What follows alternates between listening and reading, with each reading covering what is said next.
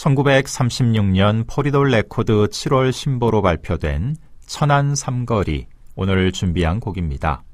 천안 삼거리라는 노래 자체야 그렇게 특별할 것이 없겠지만은 그 노래를 누가 어떤 스타일로 불렀는가, 이게 바로 이제 오늘 준비한 자료의 관건인 것이죠. 오늘 함께 듣는 천안 삼거리는 전문적인 가수가 아니라 무용가로 더 이름이 높았던 배구자의 목소리로 녹음된 것입니다. 공교롭게도 같은 1936년 몇 달 차이도 안 나죠. 조선을 대표하는 무용가 최승희와 배구자가 앞서거니 뒤서거니 음반을 발표를 했습니다.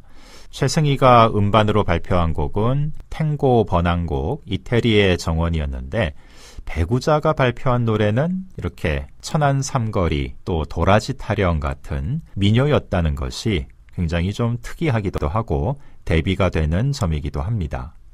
민요라고는 하지만 그야말로 전래민요 스타일 그대로는 아니고요. 배구자가 이끌고 있던 배구자 악극단에서 편곡을 한 좀 모던한 스타일의 일종의 신민요라고 볼 수가 있죠. 지금 보시는 사진이 배구자의 모습, 그리고 배구자가 이끌었던 배구자 악극단의 모습입니다. 사진을 통해서도 알 수 있겠습니다마는 이 배구자 악극단은 무대의 출연진이 전원 여성으로 구성된, 말하자면은 일본의 다카라츠카를 연상케 하는 그런 단체였습니다. 물론 남성 단원들도 있었지만은 무대에 직접 나서지는 않고 스텝으로 주로 참여를 했습니다. 이렇게 여성들만으로 구성된 공연은 분명히 일본 다카라츠카의 영향을 받은 것이라고 할 수가 있고요. 또 한국 내에서도 나름의 이제 발전 모습을 보이게 됩니다. 그래서 여성국극이라는 것도 등장을 하게 되고, 오케 음악무용연구소, 1940년에 설립된 오케 음악무용연구소도 이런 여성들만의 무대를 염두에 두고 만들어진 그런 교육기관이었습니다. 여하튼 배구자는 여러 가지 면에서 정말 선구적인 역할을 한 인물이었다고 할 수가 있죠.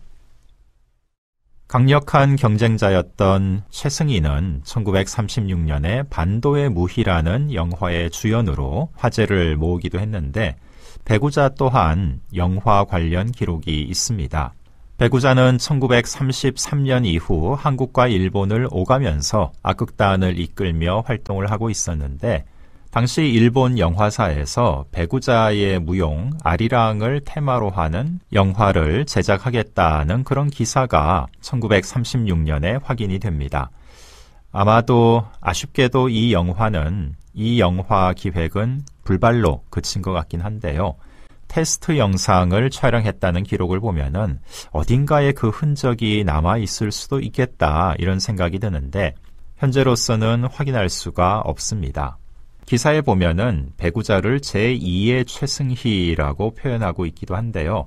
사실 엄밀히 말하면 배구자의 데뷔가 최승희보다 더 빠르기는 했습니다. 무용가이자 배구자 악극단을 이끌기도 했고, 또 음반 녹음, 영화 출연까지 다양한 분야에서 활약했던 배구자는 또 하나, 이 동양극장을 설립한 것으로도 유명합니다.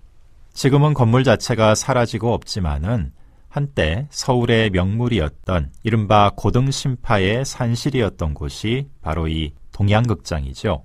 이렇게 다채로운 배구자의 활동은 남편 홍순원이 1937년에 갑자기 사망을 하면서 대부분 중단하는 모습을 보이게 됩니다. 이후에는 일본 또 미국에서 주로 생활을 해서 한때 소식이 끊기다시피 했는데요. 100살 가까운 나이에 미국에서 타계했다는 소식이 또 들려오기도 했죠. 사실 정확한 배구자의 나이는 아직까지도 알 수 없는 상황이긴 합니다. 최승희와 함께 한국 근대 무용의 역사를 시작했고, 또 다양한 분야에서 다채로운 활약을 펼쳤던 전설적인 인물 배구자의 목소리를 오늘 준비했습니다. 천안 삼거리 다시 한번 들으면서 마무리하겠습니다.